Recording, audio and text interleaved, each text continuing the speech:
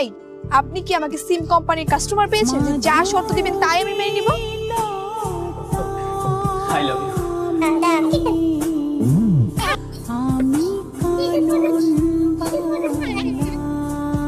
আরে দোস্ত, কি অবস্থা? হ্যাঁ, কফিটা মজা হয়েছে না?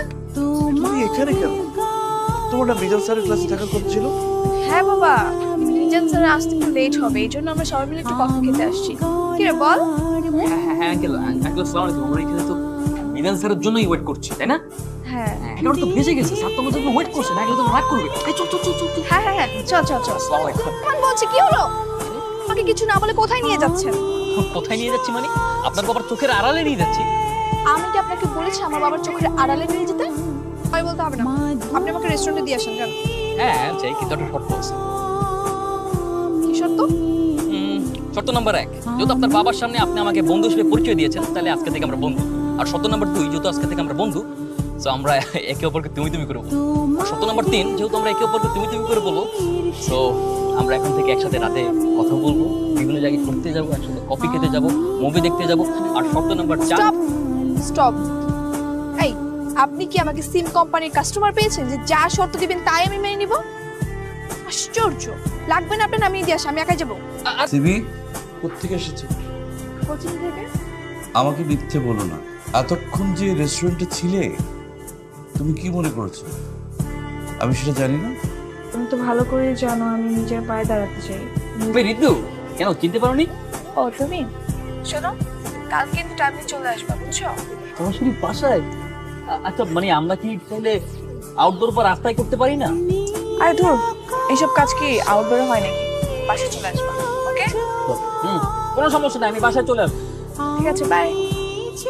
কি আপনি ফুল বিক্রি করতে এসেছেন নাকি? আমাদের ফুল টুল লাগবে না। আমি কোনো ফুল বিক্রেতা না, আমি তো এসেছি তোমার বোনের কাছে। তোমার বোন কি বাসায় নেই? কি রে, কার সঙ্গে কথা বলিস? আপনি ফুল নিয়ে আসছেন কেন? না মানে ফার্স্ট টাইম তোমার বাসায় আসলাম, তাই স্পেশাল মানুষের জন্য স্পেশাল কিছু। আপু আপনি স্পেশাল মানুষ? হ্যাঁ। এই চুপ। দেখেন, আপনাকে শুধু আমি প্র্যাকটিক্যাল করার জন্য ডেকেছি। এরকম উল্টাপাল্টা কথা বলে কিন্তু বাসা থেকে বের করে দিব। ওকে ওকে, চেঞ্জ করে ফেলি, অন্য কোথাও বসে। কোথায় নেবে? কেন তোমার মনে? টুম্পা, তুমি কি জানো তোমার আপুকে সবাই কিউটি বলে? হ্যাঁ জানি তো, আমার বড় বোন না আমার মতোই হয়েছে। হ্যাঁ, সবাই কিউট বললেও আমি সেটা মানি। কেন? কারণ তোমার আপু হচ্ছে আমার কাছে চাটনি। চাটনি মানে? চাটনি বললাম কারণ তোমার আপু আমার লাইফে এন্ট্রি করে আমার সাদামাটা জীবনটাকে পুরো চাটনির মতো টক ঝাল মিষ্টি করে ফেলছে। ফ্ল্যাটিং না করে ঠিকমতো প্র্যাকটিক্যাল করেন। তুমি না থাকলে না আমার প্র্যাকটিক্যাল গুলো কমপ্লিটই হতো না। Your most welcome. মানে পুরো ব্যাপারটাই না মানে একটা গড গিফটেড ব্যাপার। খেয়াল করছো মানে তোমার যে বিষয়ে হেল্প লাগছে আমি সেই বিষয়ে এক্সপার্ট। খোদার ইশারা ছাড়া কিন্তু সম্ভব না। বলে এত কিছু থাকতে তোমার এই বিষয়ে কেন হেল্প লাগবে? এবার ভাবছো দোষ না? সেটাই তো। আচ্ছা, তোমার বাসায় কে কে থাকে? বাসায় বাবা মা।